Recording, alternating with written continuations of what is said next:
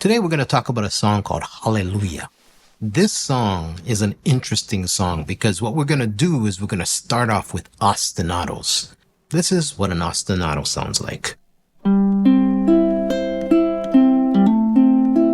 Notice how it repeats itself and again till the melody comes in. Then we're going to weave it into the song like this.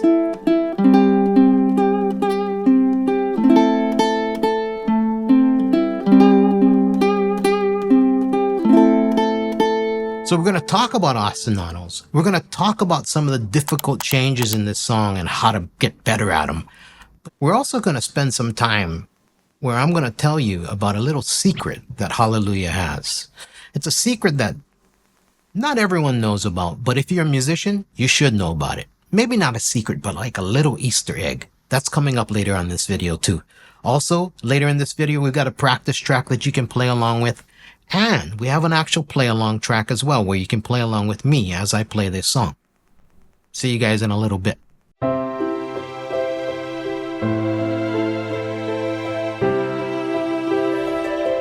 Okay, so what we got to talk about is the ostinato. That starts the song. It's, as a matter of fact, it is in bar 1 that we have an ostinato.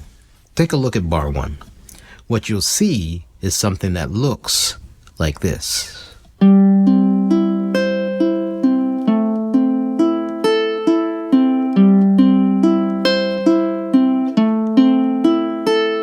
ostinato is a pattern that repeats itself over and over again in music, and you can tell that this pattern is going to be something that's going to be going throughout the entire song.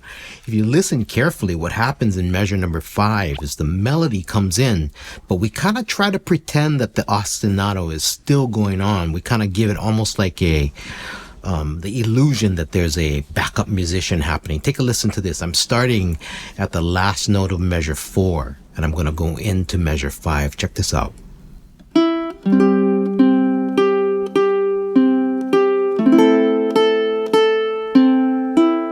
If I were to take the ostinato out, it would sound like this.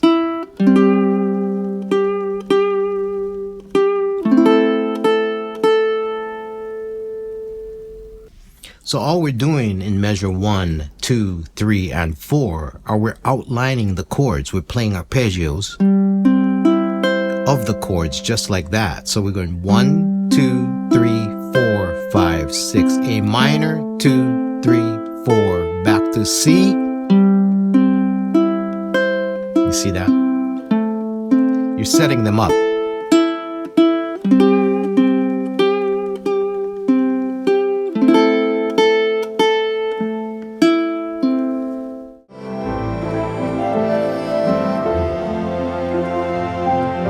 Moving on, we are now at measure number 14. And as you can see in measure 14, we go from the F to the G chord. I just wanted to point this out because this is not a super easy transition as you might expect. There are basic chords.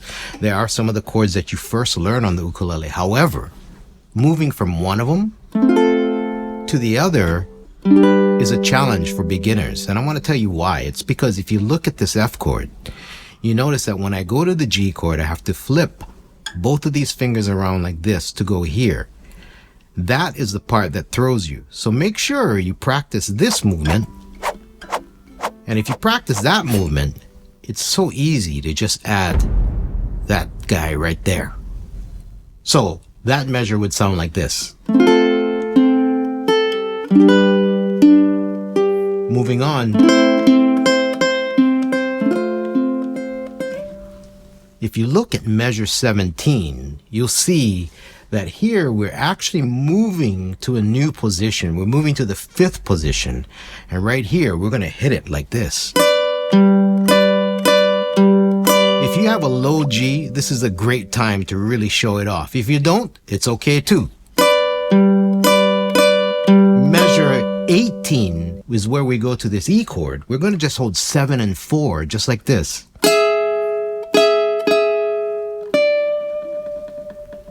Easy. So measure 17 and 18.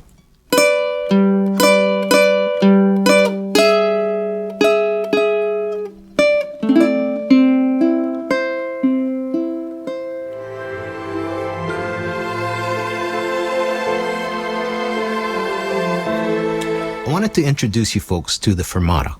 Right before the ending of the song, you see this thing that, well, here it is. This is the Fermata. It's also known as a bird's eye. The Fermata tells you to hold that note for as long as you see musically fit. This is where you get to be a musician, where you get to say, hey, I decide this thing. And so I might play that section like this.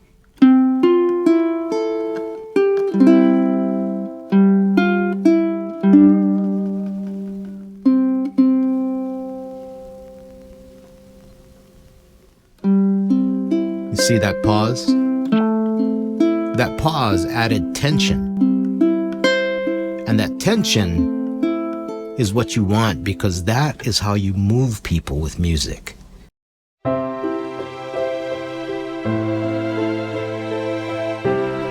going to talk about the secret, the Easter egg, the secret of this song, Hallelujah. I'm going to keep it down a little bit. I don't want to speak too loudly, because there might be people in the next room, like perhaps Chris Fuchigami is teaching a class next room, and we don't want him to know about our secret of Hallelujah.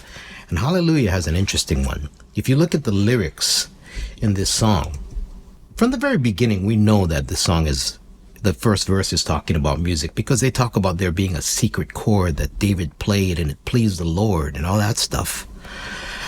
But take a look at measure 13, because this is where that hidden Easter egg kind of shows up.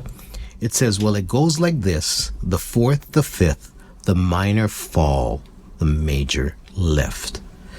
What does this mean? If you take a look at the C chord, because we're in the key of C, right? How is F related to C? Well, let's find out. C, D, E, F. It's 4 notes away. Interestingly, on the word the fourth, there's an F chord above it. How far away do you think the G chord is? You probably know that the G chord is actually 5 notes away. Is that weird? Is that a coincidence? Probably not. Then you have the minor fall, and the minor fall has an A minor chord above it. The next chord is the F major chord, which is above the word major. So it goes like this: the fourth, the fifth, the minor fall, the major lift. That is the secret of Hallelujah. Don't tell Fujigami.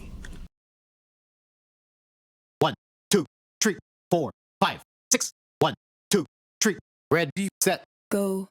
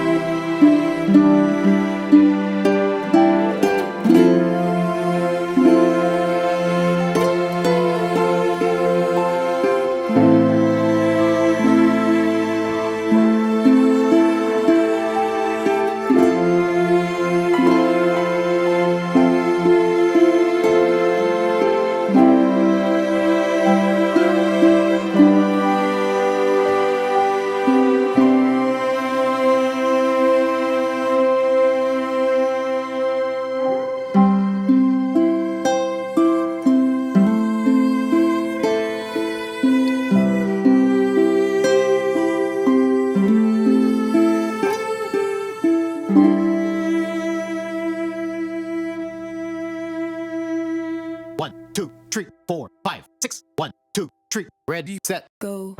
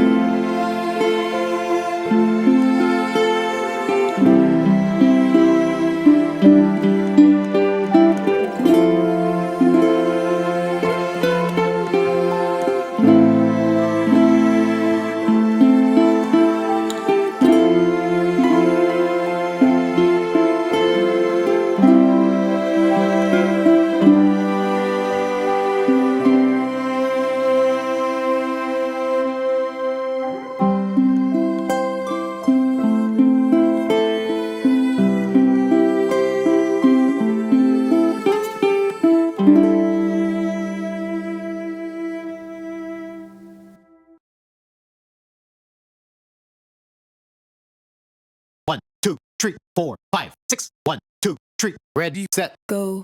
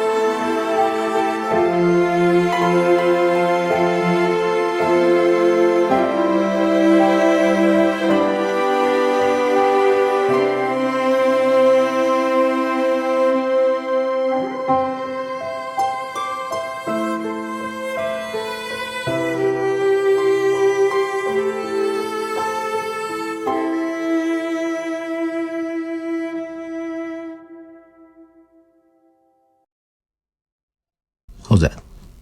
Good.